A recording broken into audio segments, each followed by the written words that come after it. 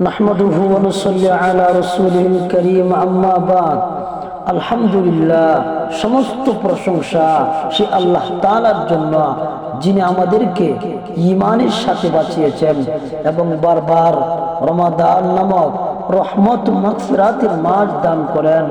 দরুদ ও সালাম বর্ষিত হোক আমাদের প্রিয় নবী হযরত মুহাম্মদ সাল্লাল্লাহু আলাইহি ওয়াসাল্লামের উপর, যিনি আমাদেরকে রমাদানের প্রকৃত গুরুত্ব ও প্রস্তুতির শিক্ষা দিয়েছেন।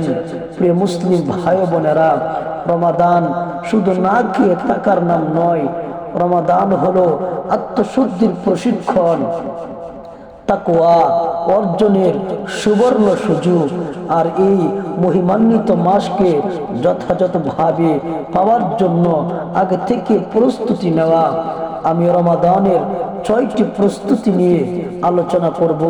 নাম্বার 1, তাকওয়া অর্জনের নিয়ত নিয়ে প্রস্তুতি। আল্লাহ তাআলা বলেন, ইয়া আইয়ুহাল্লাযীনা আমানু কুতিবা আলাইকুমুস সিয়ামু কামা কুতিবা আলাল্লাযীনা মিন ক্বাবলিকুম লাআল্লাকুম তাত্তাকুন।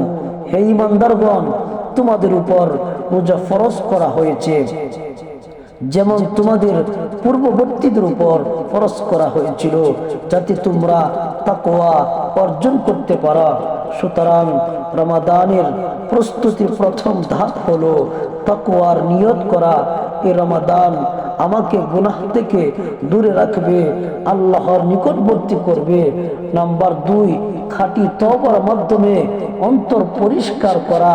আল্লাহ তাআলা বলেন, ওয়াতুবু ইলাল্লাহি জামিআন আইয়ুহাল মুমিনুন লাআল্লাকুম তুফলিহুন।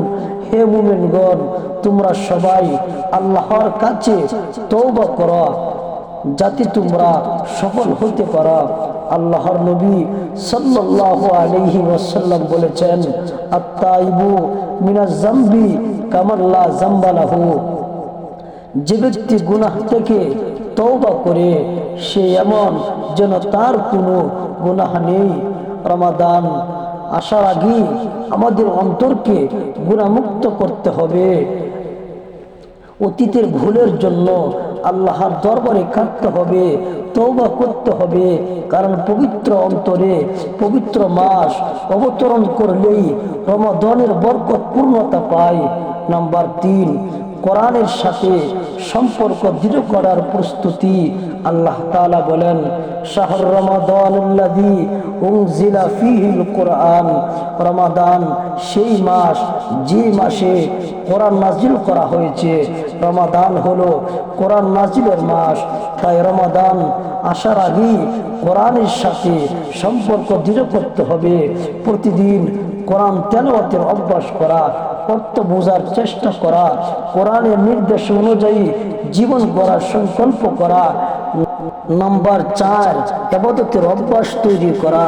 হযরত আয়েশা রাদিয়াল্লাহু তাআলা আনহা বলেন, কানা রাসূলুল্লাহ সাল্লাল্লাহু আলাইহি ওয়াসাল্লাম ইযা দাখালাল আশরু আহইয়াল লাইলা ওয়া আইকাযা আহলাহু ওয়া জাদ্দা ওয়া শাদ্দাল মিজারা।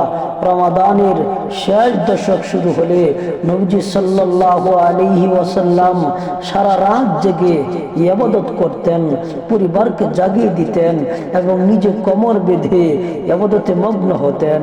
তাই এখন থেকে সময় মতো নামাজ, নফল নামাজ, জিকির ও দোয়ার অভ্যাস গড়ে তুলতে হবে, যেন রমাদানে ইবাদত বোঝা মনে না হয়। নাম্বার 5, চরিত্র আখলাক সংশোধনের প্রস্তুতি। রমাদান আমাদেরকে সংযম শিখায়।